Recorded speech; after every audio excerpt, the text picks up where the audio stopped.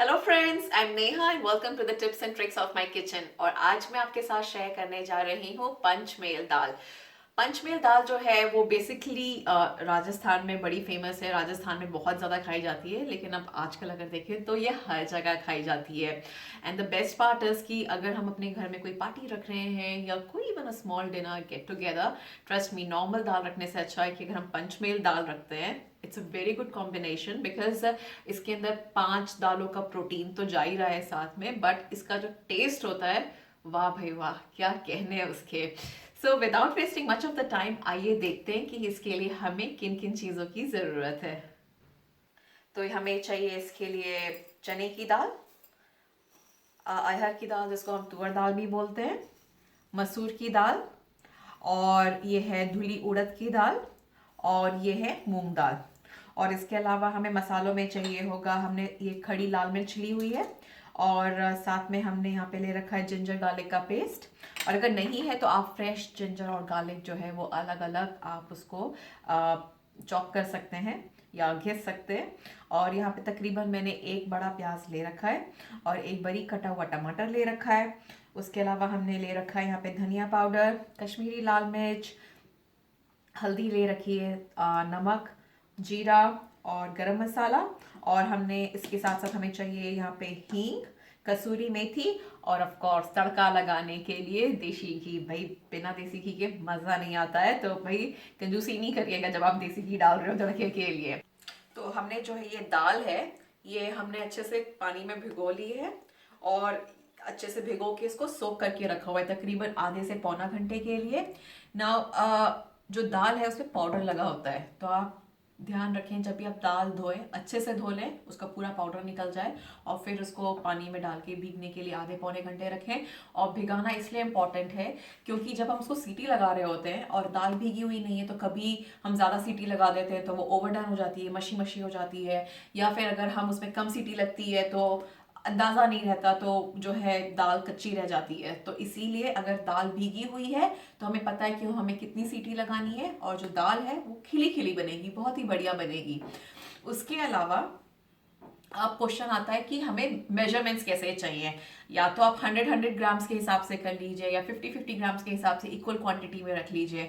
लेकिन होता क्या है कि भाई या तो आप कप मेजरिंग कप्स रखिए, बट मैं आपको सही बताऊं, मेरे से ना मेजरिंग कप्स और ये सब का जो है हिसाब ही नहीं चलता है। So what I do is कि हाथ में जैसे है अपनी एक मुट्ठी बना के, I use to use that measurement.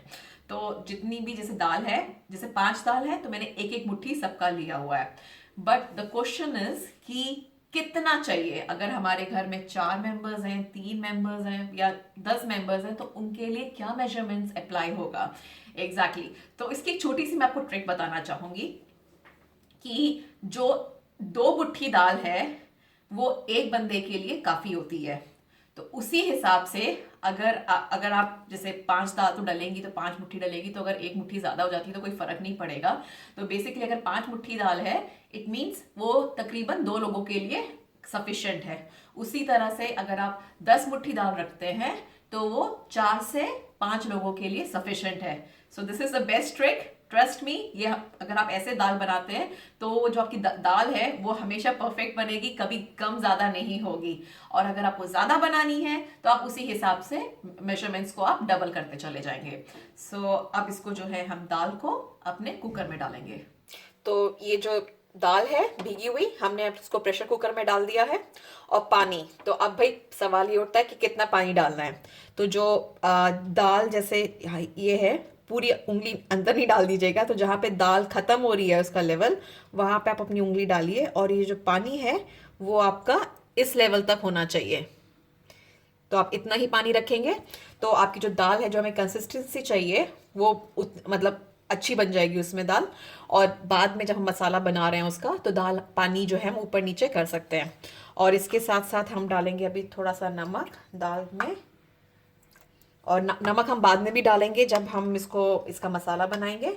और हम डालेंगे इसके अंदर थोड़ी सी हल्दी, और इसको हम बंद करके एक बार इसको अच्छे से हिला देते हैं, इधर की नमक और हल्दी मिक्स हो जाए अच्छे से आपस में। और इसके बाद इसको हम इसमें लगा देंगे प्रेशर। तो तो तकरीबन हम इसमें 3 से 4 सीटी लगाएंगे, तो उसमें जो हमारी दाल है क्योंकि भीगी हुई है वो बन जाएगी आराम से। और जो चने की दाल है जिसको थोड़ा टाइम लगता है वो थोड़ी खड़ी खड़ी दिखेगी, और वही हम चाहते हैं, वो बहुत अच्छी दिखती है। तो जितनी देर में हमारी जो दाल है वो हमने प्रेशर कुकर में डाली हुई है बनने के लिए, तो इतनी देर में हम तड़का बना लेते हैं। तो यहाँ पे हम डालेंगे थोड़ा सा अपना घी। तो ये हमने तकरीबन 1 बड़ा चम्मच घी ले रखा है। तो जैसे कि आप देख सकते हैं हमारा घी मेल्ट हो चुका है।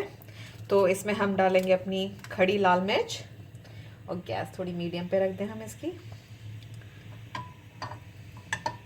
और इसके साथ साथ हम डालेंगे इसमें हींग,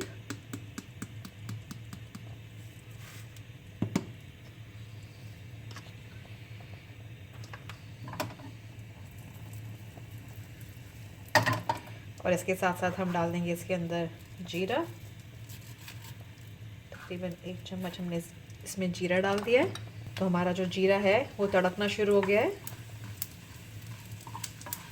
ये जीरा हमारा तड़कना शुरू हो गया है, और इसमें हम डाल देंगे अपना प्याज, और इसको हम भून लेंगे तकरीबन तब तक जब तक ये गोल्डन ब्राउन ना हो जाए। जैसे कि अब आप देख सकते हैं जो हमारा प्याज है वो गोल्डन ब्राउन हो चुका है। और इसके साथ हम डाल देंगे अपना टमाटर,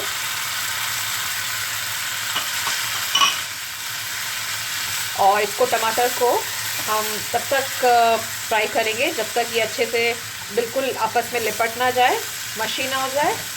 और इसके साथ साथ हम डाल देंगे इसके अंदर अपने सारे मसाले। तो हम डालेंगे इसमें नमक हम ध्यान रखेंगे कि इस मसाले के हिसाब से ही डालें, क्योंकि हमने दाल में भी नमक डाला हुआ था। और थोड़ा सा हल्दी पाउडर, तकरीबन आधा चम्मच हल्दी पाउडर, कश्मीरी लाल मिर्च, तकरीबन 1 चम्मच कश्मीरी लाल मिर्च, और साथ में हम डालेंगे अपना 1 चम्मच भर के 1 से 1.5 चम्मच धनिया पाउडर, और साथ के साथ हम डालेंगे इसमें 1/4 चम्मच गरम मसाला। और आप चाहें तो हरी मिर्च भी डाल सकते हैं इसके बीच में।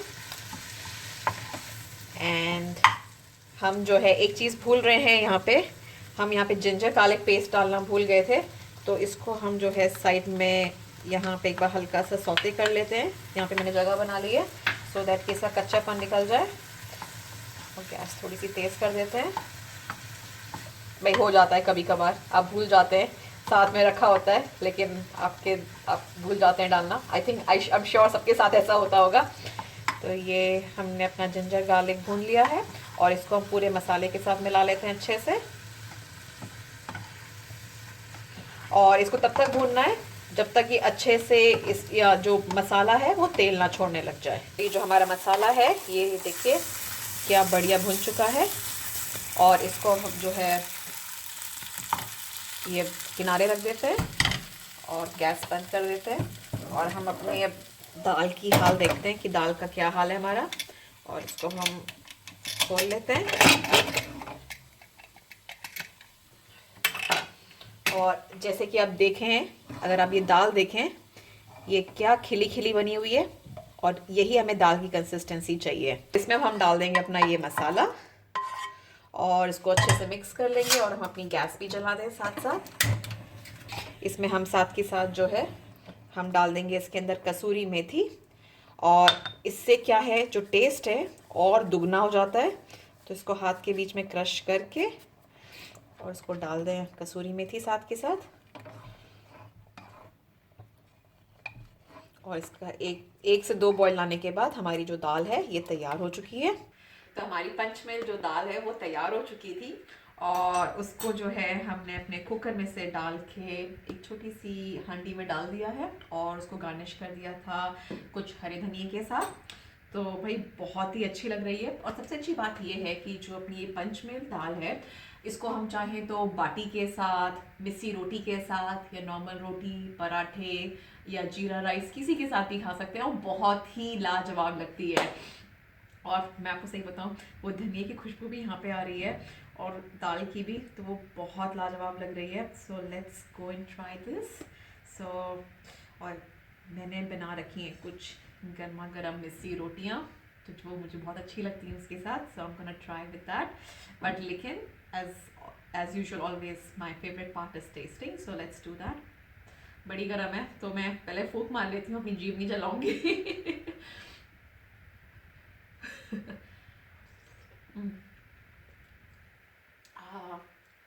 बढ़िया, बहुत टेस्टी है. और एक छोटी सी टिप मैं आपके साथ ज़रूर शेयर करूँगी. मुझे ये दाल पर्सनली ऐसे अच्छी लगती है, लेकिन व्हाट आई डू इज़ कि मैं इसमें थोड़ा सा नींबू डाल देती हूँ. तो आप भी ट्राई करके ज़रूर देखिएगा कि जो पंचमेल दाल है ऐसे भी खाइए तो अच्छी लग रही है, लेकिन नींबू डालेंगे ना उसका जो स्वाद है थोड़ा और बढ़ जाता है. तो भाई आप बनाइए, बताइए और कमेंट्स में अपने एक्सपीरियंस शेयर करिए कि आपकी दाल कैसी बनी और आपको कैसी लगी ये recipe. And don't forget to like and don't forget to like, share and subscribe to my channel. I think I'm really getting very overexcited. So anyways, शायद भूख भी लग रही है तो इसीलिए maybe I'm eating my words. So thanks for watching this video and bye bye.